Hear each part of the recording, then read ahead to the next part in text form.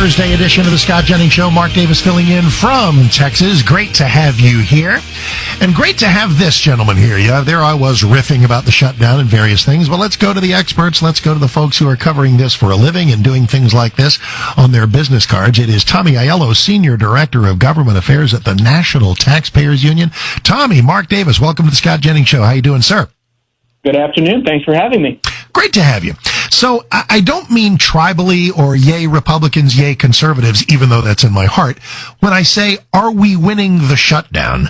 I don't just mean the Republican Party. I mean those of us who believe in fiscal sanity. Are there some really good points being made, either through sombrero memes or anything else, that the Democrats are really being unreasonable in this chapter? Yeah, the government shutdown is really unfortunate. And I'll just say no one wins in a government shutdown, right? We're paying government bureaucrats to sit at home and not work. Our military, they're working but not getting paid. And we can't even approve, important energy projects to ensure the president's energy dominance agenda. But, it doesn't have to be this way. Democrats, they should come to the table and vote for a clean CR just so they can continue to negotiate a long-term funding deal. It's really not that hard, but unfortunately, Democrats want to play politics and keep the country hostage. It's very unfortunate. And the irony is that the clean CR, for those that they've heard this 47 times, the clean CR is a continuing resolution. Clean means it's unadorned with all kinds of other ancillary things, other spending, other line items. It is the picture of simplicity and also the accurate picture of exactly what the Democrats voted for when Biden was president. Yeah, and what really bothers, just to be honest with you, what really bothers me so much about the Democratic talking points is we hear from the other side, oh, Republicans control the White House, the Senate, and the House of Representatives. They can do what they want. But everyone who's taken a basic civics class knows you need 60 votes in order to proceed to anything in the United States Senate. So they're not being honest with the American people, right? We need Democrats to come to the table and just, take an up or down vote to keep the government open. It's really not that hard. But you need to see what they're actually fighting for and how unreasonable it is. Yes, they say, we're not fighting for illegal immigrants to get Medicaid. Well, they are, right? The One Big Beautiful Bill prohibits that. The Congressional Budget Office says it'll save billions of dollars because right now non-citizens are taking advantage of our healthcare system. So they're just not being honest, and it's really hard to negotiate with a party that isn't being honest with the American people about the basic facts. Let's return to that civics point, because you're the National Taxpayers Union guy, the fiscal guy, the tax policy guy. But for all of us who care about policy, and I care about policies across the wide landscape, that 60-vote margin, I know why it exists, cloture and supermajorities and things. I know why they exist.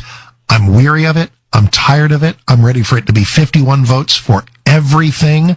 I know we're scared of that because in some future Democrat administration will be less able to stop their treachery.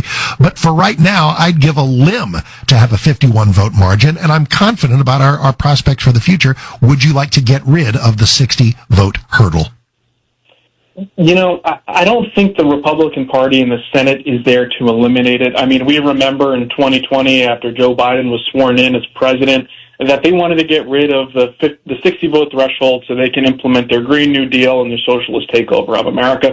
So it is an important buttress against those really bad ideas.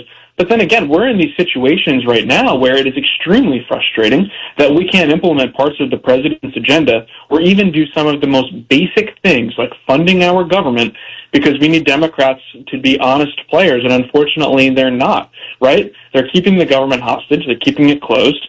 And what really gets me is, they're going to be hosting a fundraiser next week in Napa Valley, California for their big donors, right, with the government closed. It reminds me of when Gavin Newsom closed the schools, closed the churches, closed French the Laundry, and then went to the French Laundry. That's so it. we're having a redux of 2020, unfortunately, and it's very tone deaf for the American people. It is. 60 seconds is what we have. So what's your crystal ball? How long will it take for Democrats to cry uncle if they do?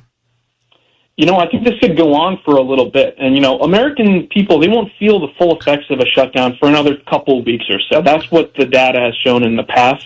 So I think we are in a 2-week sweet spot to make a deal just to reopen the government. But we need to be mindful. Republicans shouldn't cave on these Obamacare subsidies for wealthy people that Democrats desperately want. They shouldn't cave on overturning their One Big Beautiful Bill pro taxpayer changes to Medicaid. We just need to open the government and then negotiate a long-term deal to fund the government potentially at lower levels.